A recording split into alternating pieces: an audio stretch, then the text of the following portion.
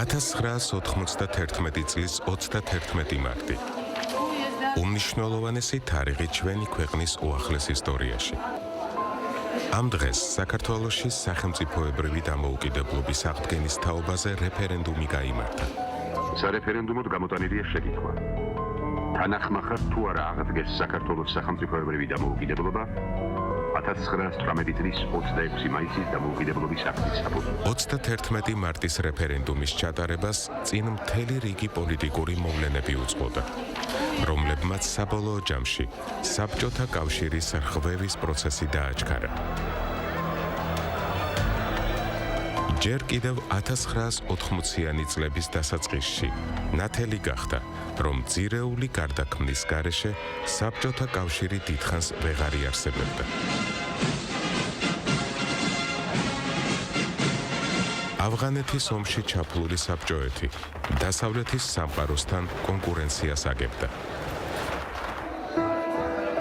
ქვეყანაში მძიმე ეკონომიკური კრიზისი დაიწყო. საქმე იქამდე მივიდა, რომ ძირითად სასურსათო პროდუქციაზე ტალონები შემოიღეს. Генеральным секретарем Центрального комитета КПСС пленум единодушно избрал товарища Горбачева Михаила 1985 წელს საბჭოთა კავშირის მმართველი მიხეილ გორბაჩოვი გახდა, რომელმაც გარდაქმნის კურსი გამოაცხადა. რეფორმებისა და ფასადური დემოკრატიული ცვლილებების საშუალებით გორბაჩოვი საბჭოთა კავშირის მოდერნიზაციას გეგმავდა. თუმცა, როგორც აღმოჩნდა, ყველაფერი საპირისპიროდ განვითარდა. გარდაქმნამ და დემოკრატიისკენ მიმართულმა კურსმა საბჭოთა ქვეყანაში რღვევის შეუქცევადი პროცესი გამოიწვია. მოკავშირე რესპუბლიკებში საბჭოთა ხელისუფლების წინააღმდეგ ხალხმრავალი საპროტესტო გამოსვლები დაიწყო. დამოუკიდებლობას ითხოვდნენ ბალტიისპირეთის ქვეყნები. ეროვნული მოძრაობა დაიწყო კავკასიის რეგიონში. ამ მხრივ საქართველო ერთ-ერთი გამორჩეული ქვეყანა იყო.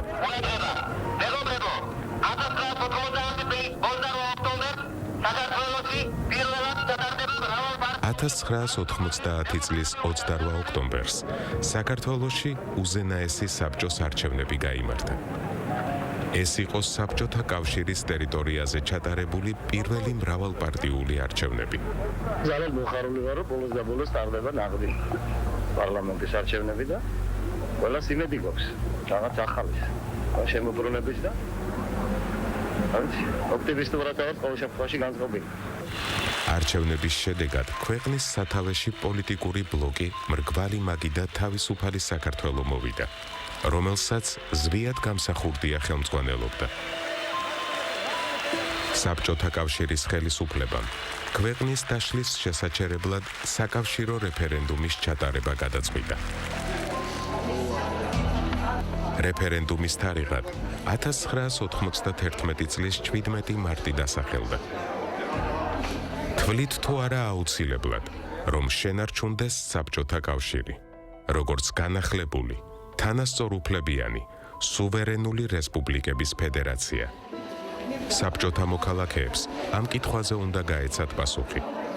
ეს იყო საბჭოთა კავშირის მოდერნიზაციის მცდელობა, რომელსაც ახალი სახელი, სუვერენული სახელმწიფოების კავშირი ერქმეოდა.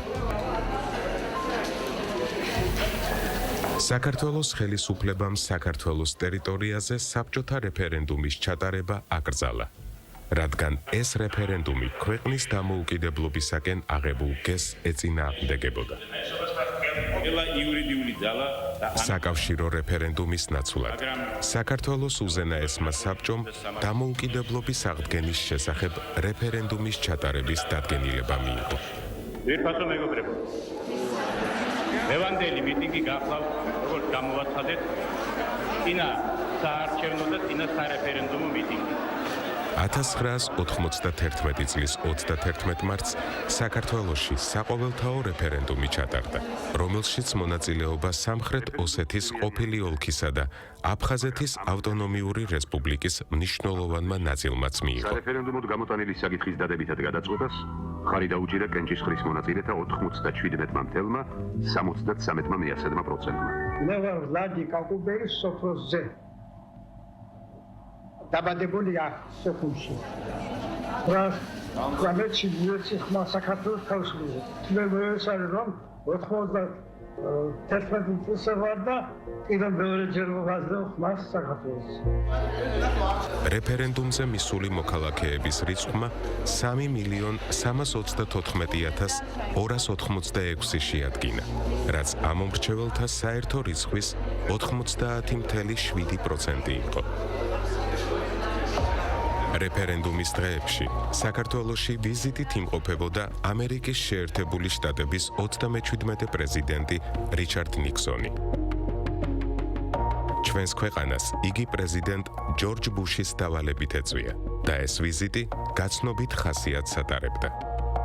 ნიქსონს საქართველოში არსებული პოლიტიკური ვითარება აინტერესებდა.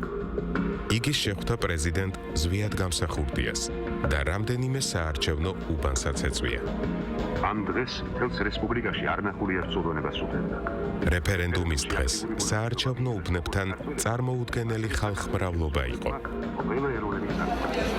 მოქალაქეთა ნაკადი საღამომდე არ წყდებოდა. საკუთარი ხმა 3,326,100 ადამიანმა დააფიქსირა, რაც ამომრჩეველთა საერთო რიცხვის 90.5% შეადგენდა. რეფერენდუმში მონაწილეობის მისაღებად მეუღლესთან ერთად ეწვია საქართველოს რესპუბლიკის უზენაესი საბჭოს თავმჯდომარე ბატონი ზვიად გამსახურდია. საქართველოს დამოუკიდებლობის აღდგენას რეფერენდუმზე მისული მოქალაქეების 99%-მა დაუჭირა მხარი.